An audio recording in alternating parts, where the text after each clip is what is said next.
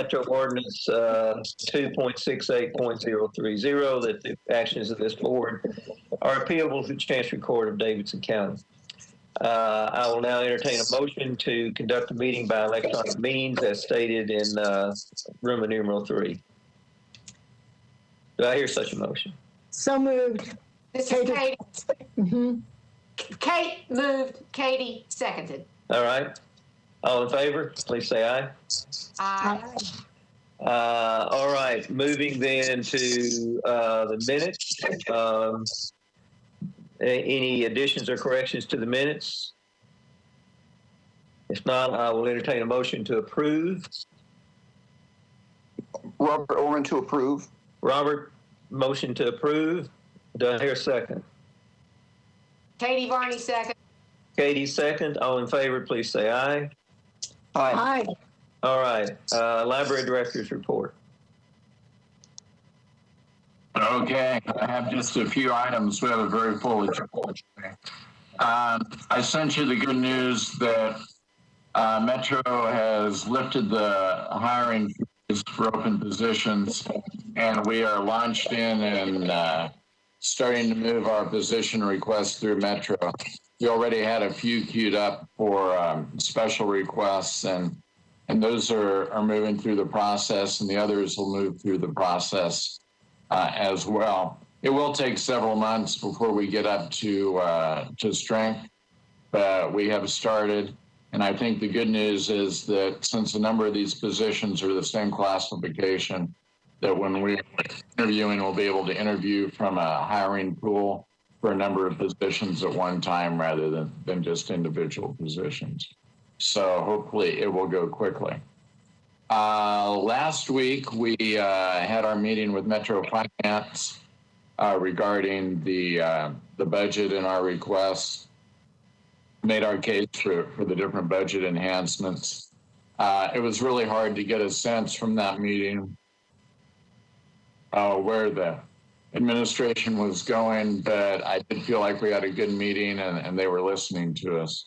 So I didn't feel like we were talking to a wall by any means. Then we did receive another 4% allocation recently, which is taking us up close to $3 million for the year on elections, which is a huge deal. It's nice to be getting that going again. And then finally, we have started meetings on Donaldson. Metro administration released that 2 weeks ago. We had kind of the organizing meeting to get going. Hayes Architects is the architectural firm. Messer is the construction company, and we are moving forward with that. This week we have staff administrators that are meeting with the design team to review where we were with our previous floor plans that we had done with the library consultant. But we're just going to try and nail that down and start the timeline moving forward. But it will be a lengthy timeline that will probably mean that construction will probably not begin until next fall. So those are the main things that I have. I think there are really a bunch of positives right now, which is nice. Yeah, I'm liking it. I'm liking it. Yeah, that's good. Any questions? All right, let's move into phase 2 opening. Okay, and I'm going to let Terry and Jenna kind of run through what we're looking at. We've been very careful about setting the stage for what it will look like when our buildings are open, and trying to look at protocols and how we keep both the public and staff safe and yet begin to open up services. So Terry and Jenna, take it away. Okay. Oh, Bernie's bringing up our presentation. Okay, there we go. Well, good afternoon, everyone. Terry and I are excited to present to you MPL's Phase 2 plan that will give our public the opportunity to once again visit some of our locations in person. This plan is the result of input from staff task force who met regularly over the last 6 weeks to put together the final details. Bernie, if you could go to the next slide. Okay. Good afternoon, everyone. Thank you for having us. So during this next phase, we're actually going to be having a phase schedule for opening with 2 weeks in between each one. So week one, we're going to start with the Madison and Southeast branches. They're already doing phase 1.5 with the computer reservations along with Maine. So we thought that those three would be good options for opening. Week 3, we will add Bordeaux and Edmondson Pike branches. Week 5, we will definitely do Hermitage. And what we would like to do is pilot reopening a small community branch, and that would be north. But that's to be determined based on being able to fill we have approval for filling the Green Hills Librarian 1. North is part of their cluster, and right now their North has a vacancy. So in order for us to reopen North, we want to be sure we have the staffing to be able to cover that. So we'll let you know as we move forward about the timeline for North. And week 7, we would open the Bellevue and Green Hills branches.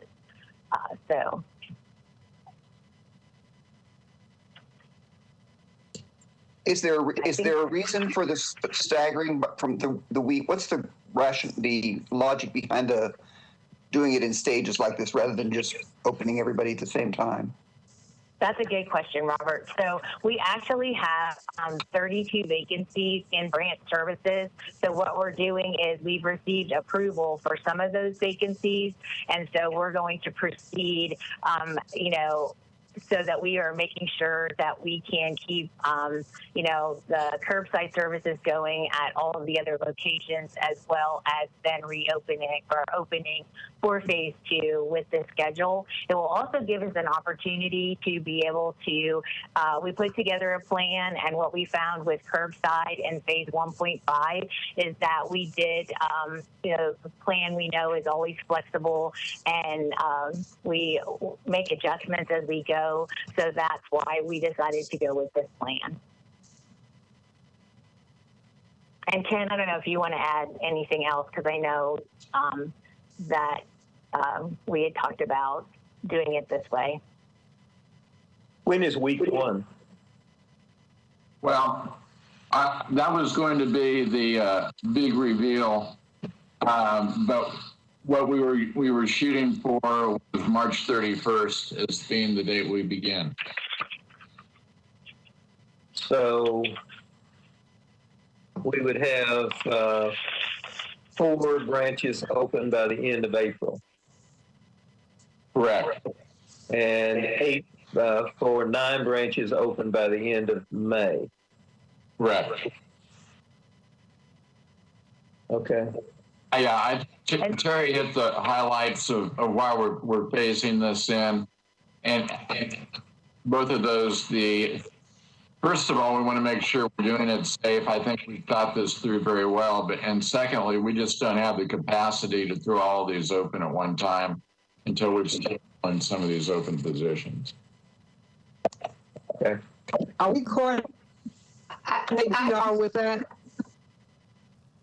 I'm sorry, Joyce, I didn't hear you. I said, are we coordinating PR with that so the public knows they will be open? Absolutely. I've been working with Marcom. We're going to be ready to have something out within a couple of days after this meeting, if you guys give us the go-ahead. And then I have a message ready to go to staff after this meeting. I would anticipate, Kent, that you're going to get some pushback, particularly those in weeks 5 and 7, that, we're beginning to open the library in April, and it won't be some until well into May. And pursuant to what Terry said and what I think you just said, the answer is going to have to be that we don't have capacity because these positions have been frozen and we're hiring up as fast as we can. Is that what we're saying? Right. Combination of the two. And Kent, what's the plan for curbside? Are you able to maintain its levels, or how are you managing that? I'll let Terry address that. Yeah, we were actually gonna talk about that in one of the other slides. Yeah.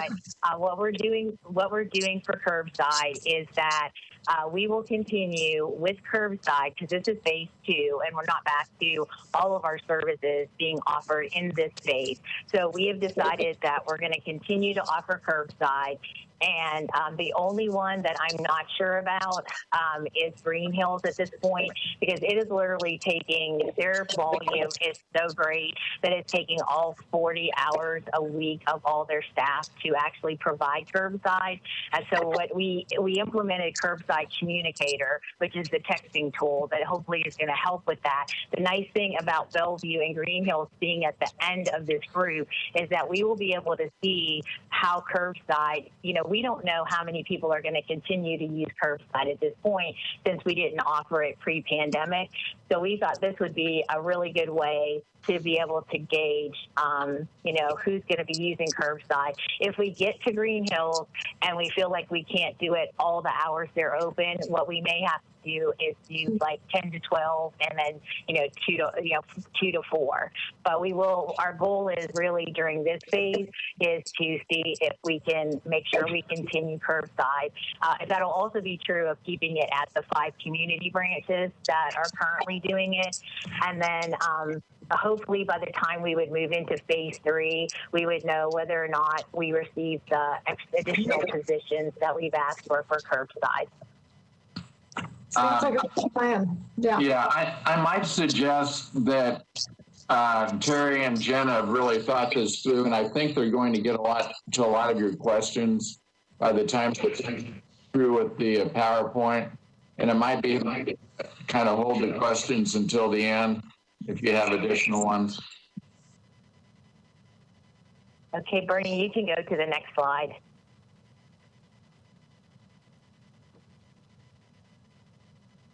Okay, so like Terry said, we're offering curbside services during reduced hours during phase 1, and we are going to keep those same hours for now, as you can see listed here. But once we refill those vacancies, we will be able to return to pre-pandemic hours. Now, the one location that will not have curbside service going forward will be Main Library. It's just the logistics of this building and the size of the building. It makes it very difficult. So we will be moving all our holds into the lobby, and people will be able to pick up all their holds right in the lobby. Okay, next slide, Bernie. So our available services that we'll have during the phase 2, customers will be able to browse materials. They'll be able to get reference help. They can pick up holds. They can check out and return materials. They can use a printer, a computer, or a fax machine. And again, they can take advantage of the curbside services and lobby pickup at the main library. And at the main library, the computer use and study rooms are by appointment only. Okay, next. And so, of course, we'll be taking several precautions to protect our staff and to protect our customers. And so staff are screened when they come in the building. They take their temperature, and they will wear face masks. We will be disinfecting high-touch surfaces.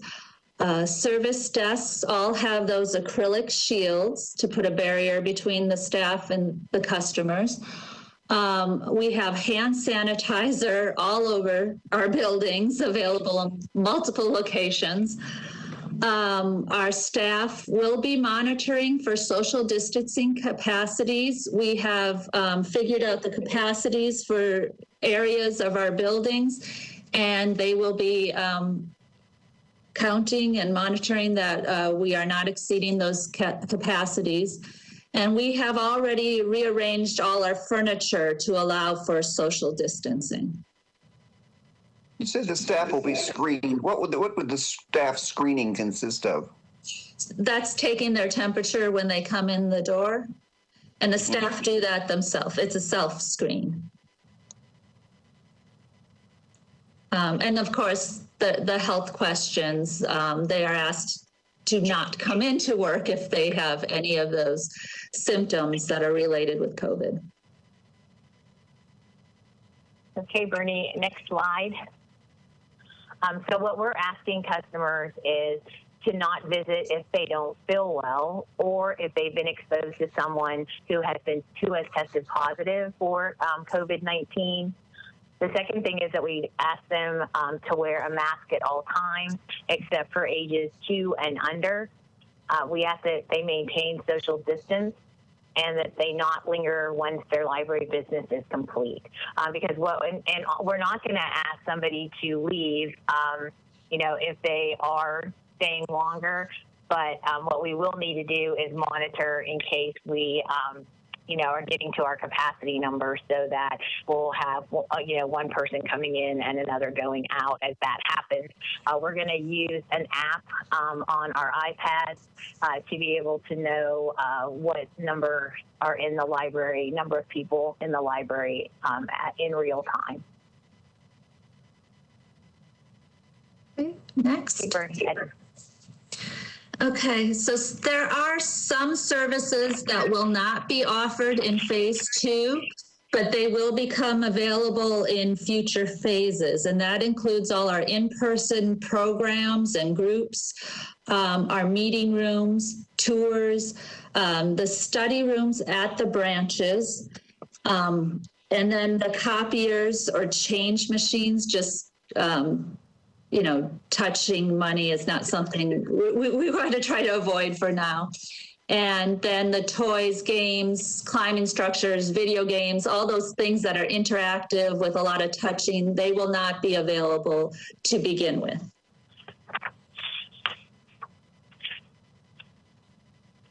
Okay, so that's our presentation for you this afternoon, and we'll open the floor for questions. We will continue virtual programming because we're not doing in-person programming, just so that our customers still have that programming service. So I went to the National Museum of Music. I've been twice, actually, and they're still doing temperature checks when you walk in. I just mentioned that. I don't know if that's considered best practice. It heightens awareness among the clients, your customers. It's such a reminder that COVID's going on. I don't know if y'all considered that and thought it was too hard logistically or. No, actually, Kate, we've looked at libraries. We've been looking at our libraries that we compare ourselves to, and so we have not been doing it based on what other library systems are doing, but also the fact that we have not been doing that in phase 1.5, and so far we've been fine with not doing it. There you go. That's great. Yeah, but what we're trying to do, when we're meeting with staff, is we were emphasizing that while we want staff and customers to be safe, we also want to make sure that we're not putting in so many controls that then they're having to spend, instead of helping the customer with the service, they're actually spending all their time. Like somebody said, well, what about, if we have a group of teenagers come in and they're not socially distancing? Well, guess what? When I go to Publix, nobody is, monitoring if a group is not 6 feet apart. So I think what we need to do is do the best we can, and we'll have security guards, and so they can actually go and, talk to them about being 6 foot distance. But we're not going to say, if a mom with a group of kids is coming in, all of those things. So what we're really trying to emphasize is, while we want them to be safe, we also want to make sure that the staff is not, thinking about putting too many controls in place that they have to monitor. Yeah, it's a fine line. This violates anything. Hey, this is Susan. Also, best practices, healthcare facilities, that type of thing, because of people that could be compromised, they're still doing the temperature checks, but best practices in public places, it is not. This is Joyce. And I don't know if this violates anything, but do staff tell us when they've been vaccinated? Do we know how many staff have been vaccinated? Because if I'm a parent, I want to know if staff has been vaccinated. No, they do not tell us. That's against HIPAA. Yeah, that's what I thought. Yeah. What the way percentage volunteer information? What you said this, you're going to limit the number of people. Is it like 20% capacity, 50% capacity? What are you doing? So we have. Go ahead, Jenna. Sorry. Sorry. We have a formula that we've been using that looks at the square footage of the space, the percentage of furniture that's in that space, and then what's the amount of space that's available to allow people to distance by 6 feet. So that's how we figured out how many people can be in each space. Yeah, and like at Bellevue, the number is 90 people. So if that helps with, and one of the things that you can't do when you're using this formula is you don't want to use the behind the scenes spaces that we use for staff. We didn't want to use our study rooms and our meeting rooms. We were using the space that it will be open to the public to use. Okay. I have a question. I have a question about, this is Joyce. I have a question about how the staff make public appointments for computer use. If people don't have Wi-Fi or anything like that, is there an easy way that they can make appointments? We are doing that by phone. So they can call in and make an appointment. And then we will also accept walk-ins. If we have available computers, they will be able to walk in. But at Maine, it will be on a scheduled time because we want to, end the computer session. Then staff are going to clean the computers, and then we will open for the next session. And at the branches, ours are all walk-in, and then they'll have a reservation once they get to their location. So they can just come.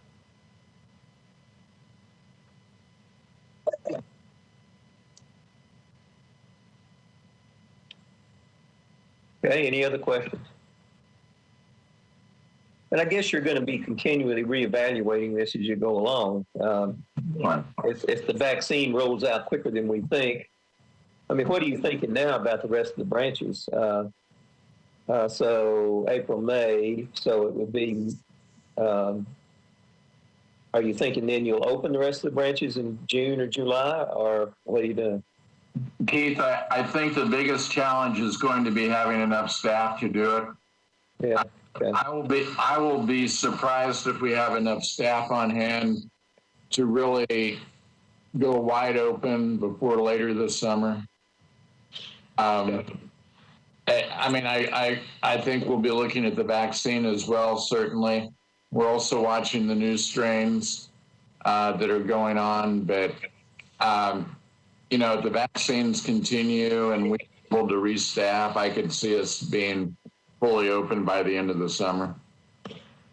Yeah. And Jen and I have already put together our interview panels, and we're going to get that to Sherry this afternoon. And so then she will be able to go ahead and, and it does take, so what's going to happen is when we hire for the vacant library associate positions, we're going to then create some of the circulation assistants will be promoted, in that interview process, and of course, based on their interview, but then that's going to create circulation assistant positions. So you kind of have like a waterfall effect, but we're going to do the best we can. We're going to hire in groups so that, we can make sure that we're doing this as best we can, but also as quickly as we can. So we're going to do everything we can. And what we'll do is once we get to the end of the regionals is then we will look at, can we open any more facilities, even before we get to that point. So we have a staff committee that continues to meet with us and provide feedback. So we're going to still continue meeting weekly, because the other thing Kent has talked with us about is, we've had, some months in between some of the phases that we've done, but with the vaccine and with being able to hire for the vacancies, we may not have that in the future. So we're going to be ready for phase 3 before we make that decision. This is Katie. I have a question, Terry and Kent. If we had all the budget that we're requesting, I know we wouldn't have all the staff we need overnight. You've got to place it and interview and hire.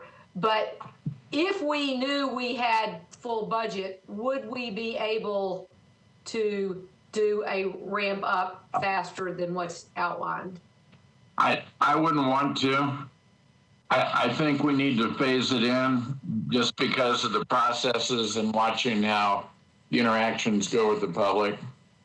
I guess in a perfect world, if we had all of our resources, we could turn the switch. I'd probably give it a more lead time than we are. But I just think the smart way to do it is just to gradually open as we look at what's going on with the virus. Okay. Thank you.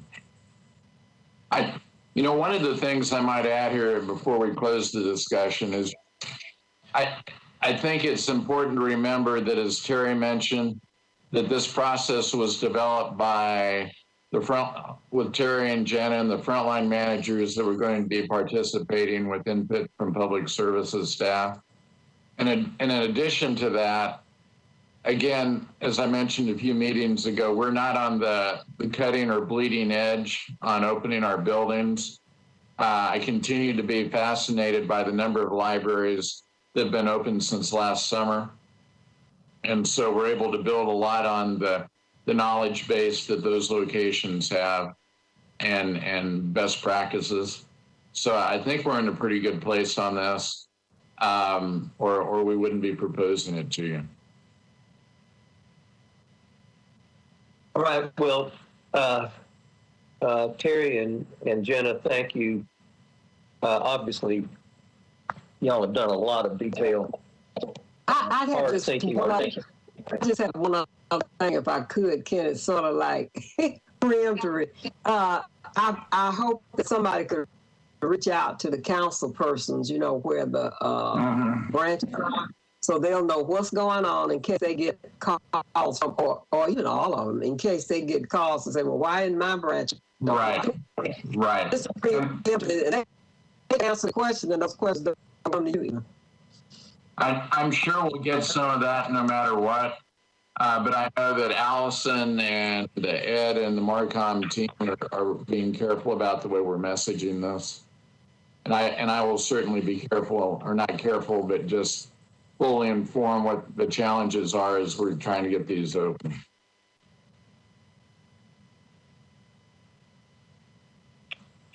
So am I gathering that we have the go-ahead? Absolutely. Do you need a motion? Do you need a motion, Kent? I don't think I need a motion other than just knowing that we have a consensus to do that. Yeah, I'm fine with it. Yes. Looks good to me. Okay. Well, we will proceed. Okay. All right. Thank you. Let's go to the foundation MOU. Okay. I tell you, I am going to make a number of my comments and let Kate weigh in on this. We have been meeting for 7 months to determine the path forward with an MOU between the library and the Library Foundation. And as a little bit of history on this, there has not been an MOU previously. And as we worked through this, there was a small, I'll call them steering committee or work group made up of a couple of foundation board members and Kate and myself. And then Sean and I ended up doing a lot of the work with input from our different staff. I bounced some of the information in the MOUs off of our administrative staff and others, and Sean was doing the same with her staff.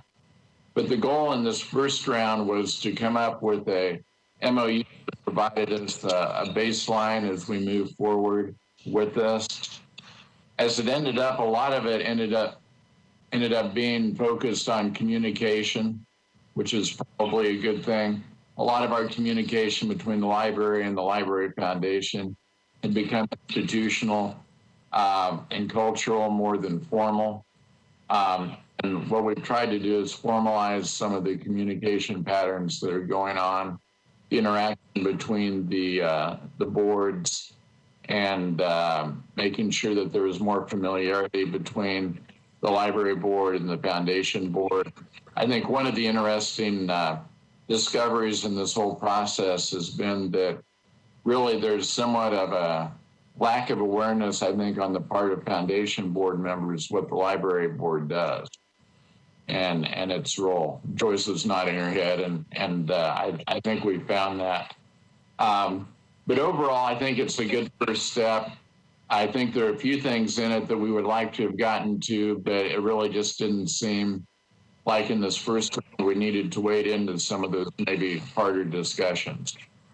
Kate, what was your take on it?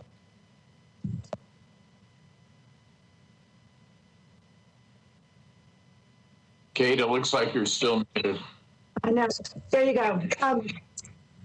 I think you described the process really well. There were certain things, as you say, Kent, that we didn't.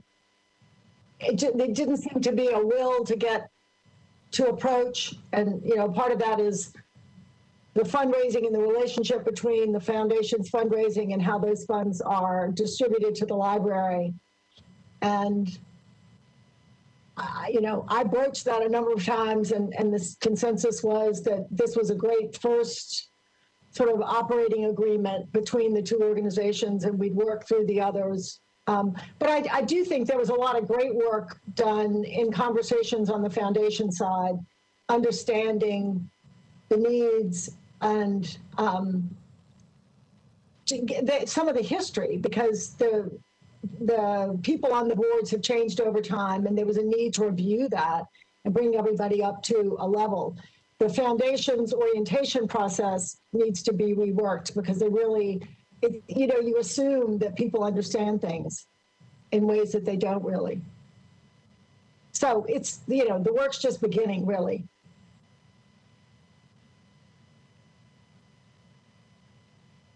Just the only question I would have is in number 7, to provide public space for foundation. I'm sorry, 8. Number 8, to provide the foundation with adequate space in the library for office needs. Don't we already do that? Yes. Yeah. There's a compensation notion for that, Robert, if you read through, and that was new. So that's part of the formalization of what each entity does, one for the other. Right. Yeah, I mean, again, a lot of this is cultural in the way we interact with each other, but it has never been formalized. And so a lot of what you're seeing in here is actually documenting the way we function at this point. Okay. A lot of other parts of it are a little bit new when it comes to the communication. But I'm seeing, this is Joyce, but I'm seeing on page 42 under 8 that the foundation is paying for events. It's covering costs, it says.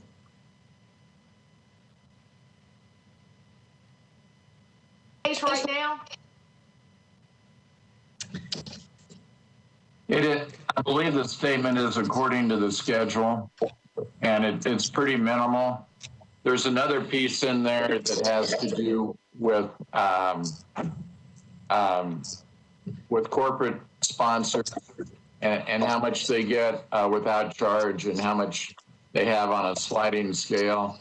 And I believe we were advised by Metro Legal that this is probably the direction we need to go. And one thing about meeting regularly, the hope is, and the expectation is, that the foundation will have a better fix on what the library's vision is and kind of get their feet under them better to raise funds for things. Is that an accurate description, Kent? Yes.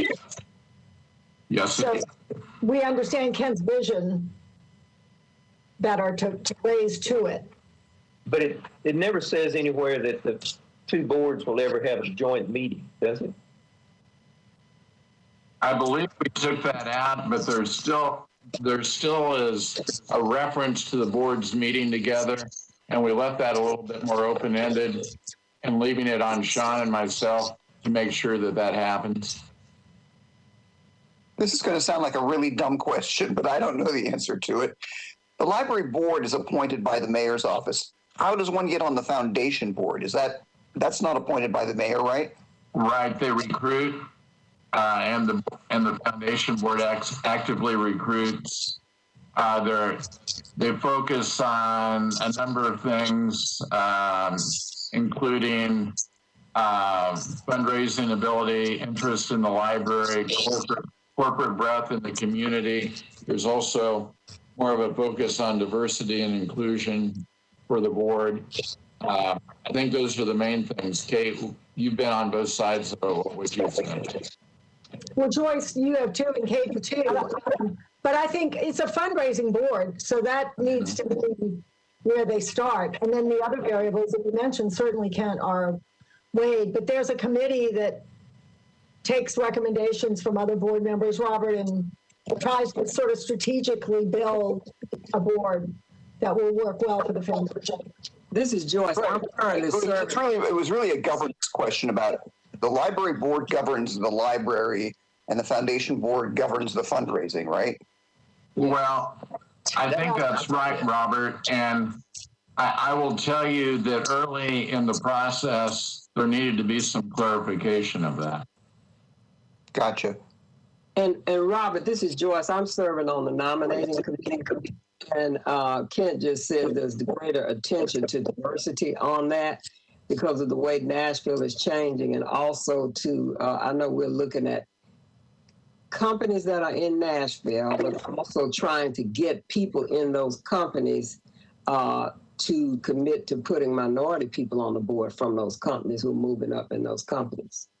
So it's what I'm saying is it's a dual path. It's recruiting leadership and to continue to get the corporate support, but it's also to pay attention to and focus on what the library wants, what the library board wants in terms of getting minority leadership.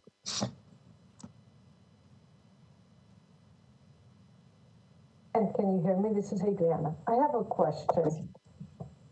So the concept is improving the communication, right, between the two boards. Why isn't there the question of a standing meetings or participation that you took up, that there should be something written there?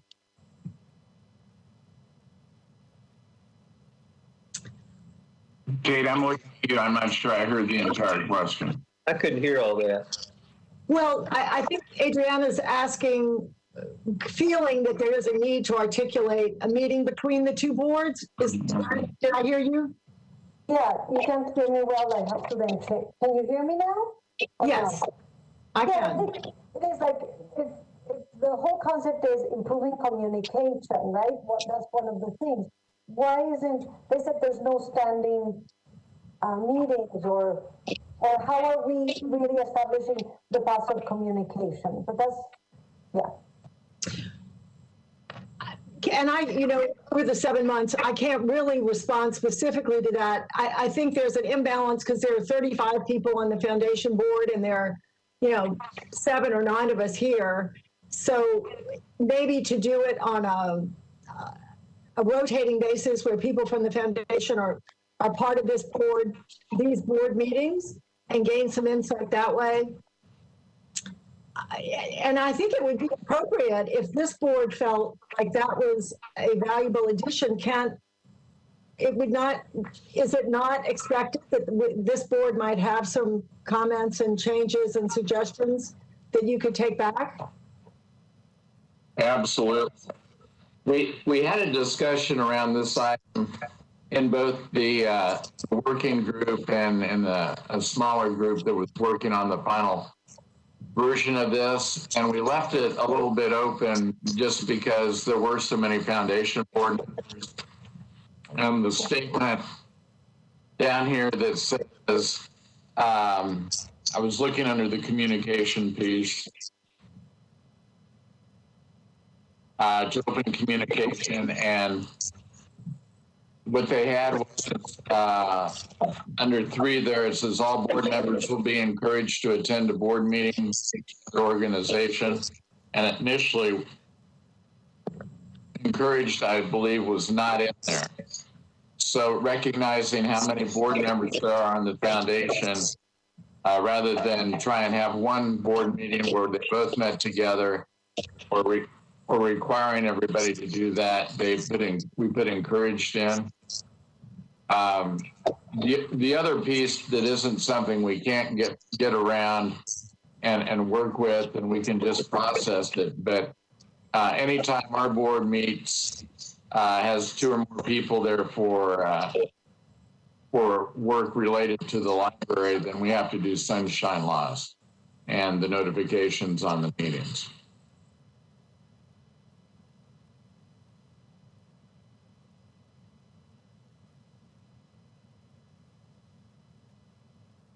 I totally get that. I mean, one is a government entity and one is not. I mean, it's pretty simple. Yeah. Yeah, but one time a year, it's not going to, sunshining a joint meeting would not be burdensome if you're doing it. I just think, I have no idea who's on the foundation board. And I'm sure they have no idea who's on this board. And somehow we got to fix that. We can change it. We can propose an amendment to that. I don't know why I couldn't say, it says down here somewhere that the foundation chair and the board chair, I guess is what it says, will meet periodically. I think we specified that as quarterly, and there was a conversation around that, and it was decided to formalize that. Yeah. I think if this group feels, there wouldn't be an objection, Kent, to doing that, if we can work out the logistics. Well, I certainly think once a year, but I think in regard to trying to do it quarterly, you're really looking at a little bit of thinking about our workflow, what we need to get done. I don't think you want to do that quarterly. No, I'm not saying you'd have a joint board meeting quarterly. Okay. No, I'm not saying that at all. That's too frequent. Okay. But it just seems like annually wouldn't be too much. We can, again, I'd be happy we could add that. We could make that suggestion. Well, maybe it doesn't have to be anything so formal as a board meeting. Why couldn't it just be something informal where the 8 or 9 of us go before them and say, here's who we are, since they don't know us, and there's so few of us, it would be a very simple matter to introduce ourselves to them. I don't see why it would have to be at a board meeting situation. It could be any kind of meeting. I agree, Robert. And that might even be more productive than, where you really had a chance for exchange. Yeah, like a mixer. A mixer. Is that still subject to sunshine laws? Probably. Yeah. I'm nodding my head, yes, I think. It is if it is if a decision is made, I think. Yeah, you're not supposed to deliberate, but, you know, the safe thing to do is just sunshine it. Big deal. Yeah. That's not going to be a problem. And if it's too controversial, if it's so controversial that it is a problem, then I don't know. Then there's something else going on. But I agree with Robert. I don't think it has to be a formal meeting. I just think it would be good to just know who's on the boards. And if you got a better way to do that, that's fine with me too. But I think that's one of the problems. We don't know each other. Great. That's what this conversation. Yeah, exactly. I'm writing some words down here, trying to get to where the Nashville Public Library Foundation Board and Nashville Public Library Board will meet together at least once annually during the fiscal year. That sounds good. And it doesn't say how we meet, it just says we meet. That sounds great. Nice and vague. Yeah. Well, thank you all. You don't want to even say hi to me, but got it. All right. Thank you, Kate, because this was I wouldn't say an arduous process, but one that was very time consuming. And I really appreciate all the work that both of you did to come to this conclusion. Yes, I agree. This is key words. It's a lot of work. It was a baby step. There are more steps, but we'll get there. Yeah. Well, thank you, Kate. I mean, from the whole board, I think we really appreciate what you've done. Okay, I think we need to vote on two different things here. Let's vote on the additional language that Kent read. Do I hear a motion on that? This is Robert. I vote to adopt the additional language as read by Kent, which states that we will meet together, the two boards, in some fashion once a year. This is Katie. I second that motion. All right, we have a motion and a second. Any further discussion on that? All in favor, please say aye. Aye. Aye. Opposed? All right, now then, we'll vote on the resolution 2021-03-01. Joyce, move approval. Joyce moves approval. Do I hear a second? Jarvis ran second, please. We got Jarvis second. Any further questions or discussion? All in favor, please say aye. Aye. Aye. Opposed? Aye. All right, was that unanimous? I think it was. All right. Okay, let's move on to the next item.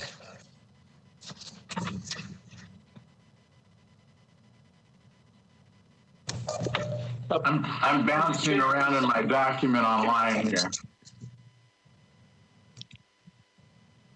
Mr. Chairman, trying to raise my hand.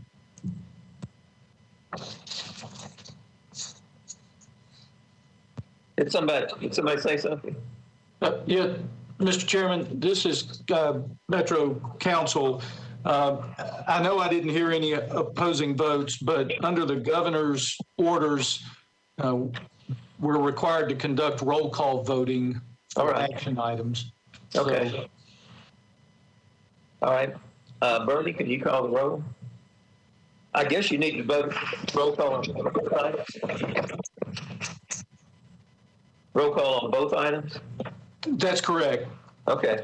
All right. Going back to the additional language, Bernie, would you call the roll? Can you hear me? Yes. Okay. Keith? Yes. Adriana? Yes. Jarvis? Approve. Joyce? Yes. Kate? Yes. And Katie? Aye. Robert? Aye.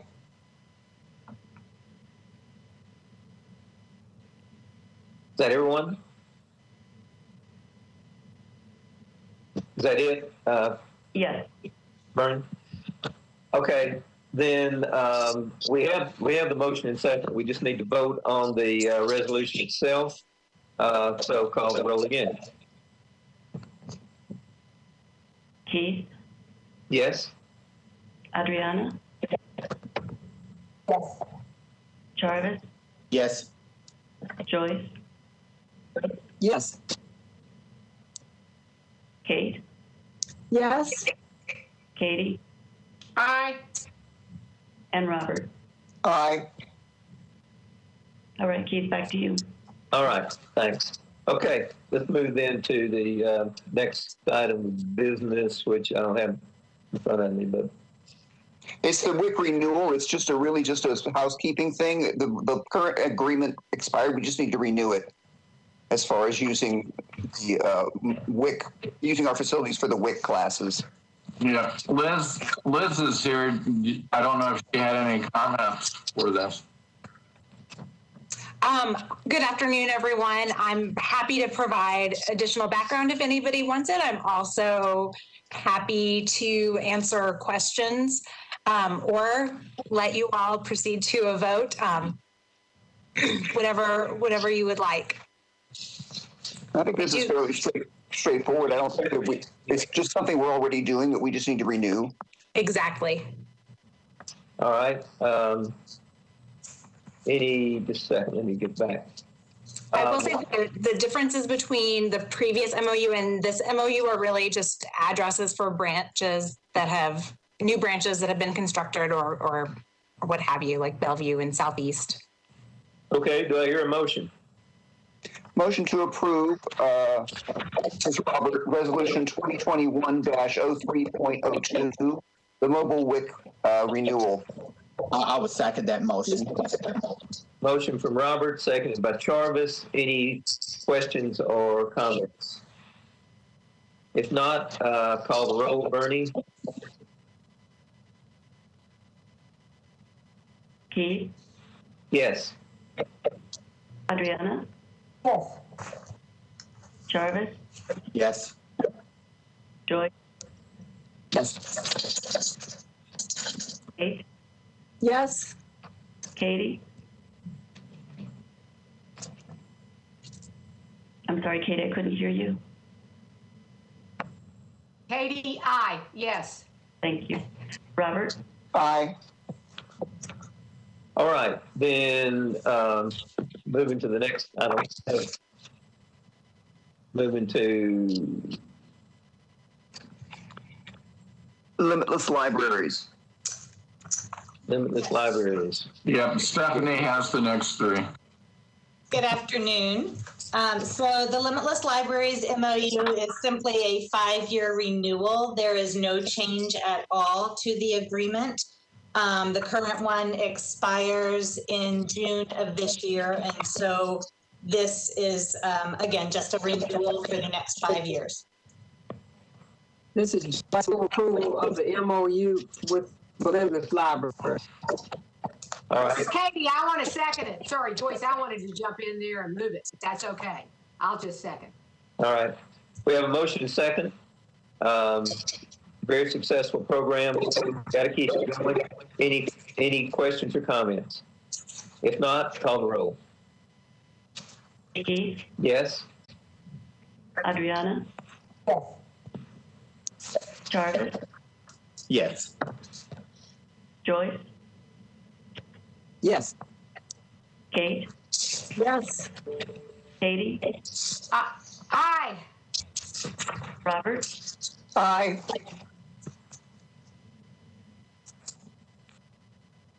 Okay. Moving then to the MOU on NASA.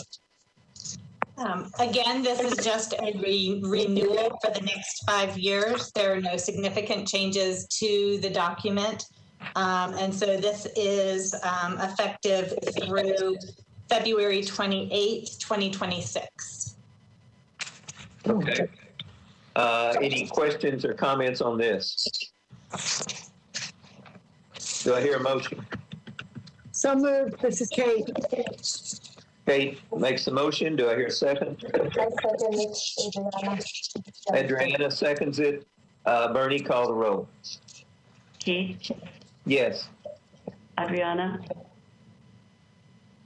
Yes. Jarvis, Yes. Joyce, Yes. Kate, Yes. Katie, Aye. and Robert. Aye. Okay, then moving to the letter of agreement with the Country Music Hall of Fame. This deserves a little more explanation, I think. Sure. So this just formalizes the agreement between the Country Music Hall of Fame and Nashville Public Library. The terms are such that have been in place, but again, are laid out. So the Country Music Hall of Fame will host a 2-week run of performances twice a year. And those will be held at mutually agreed upon times in the museum's Ford Theater. And NPL will provide the performers and the puppeteers. And so that is the essence of the agreement. I'm happy to answer any questions. This is Katie. So move. Robert, second. Robert seconds. Yep. Any discussion? If not, Bernie, call the roll. Keith, Yes. Adriana, Yes. Jarvis, Yes. Joyce, Kate, Yes. Yes. Katie, Aye. and Robert. Aye. All right. Anything else come before the group? Keith, I might just a quick comment here. First of all, I'd like to thank Derek. We were rolling these MOUs and agreements at him off and on over the last few months, and I appreciated his help on it. But it struck me when I was looking at the agenda for this meeting, the section as we're looking at these MOUs and agreements, they really show the strength of what we've been doing at the library. This library is really known as a collaborative library that likes to partner to build our strength off of that. And you just have a nice list here of some of the partnerships we have and what really makes us strong. And when I look at Limitless Libraries, I know Katie wanted to move that, but you know, that's a program that's been in place a long time and it continues to thrive. And the NASA program is another national model that people really look at all across the country. And the Country Music Hall of Fame agreement is interesting because it's between two not-for-profits that are collaborating in a very meaningful way to push each one's mission. So I feel very proud when I look at that list. I hope the board will too, because it's a great list. Here, here. I agree. I remember when we did the Limitless Libraries in the first place, and that was, at the time, it was considered really new. It was new. Very new. All right. Well, thanks to all of you. Have a great spring afternoon, and we'll see you in April. We stand adjourned. Thank you, everybody. Good to see you. Bye. Good afternoon. Did we talk about the date for?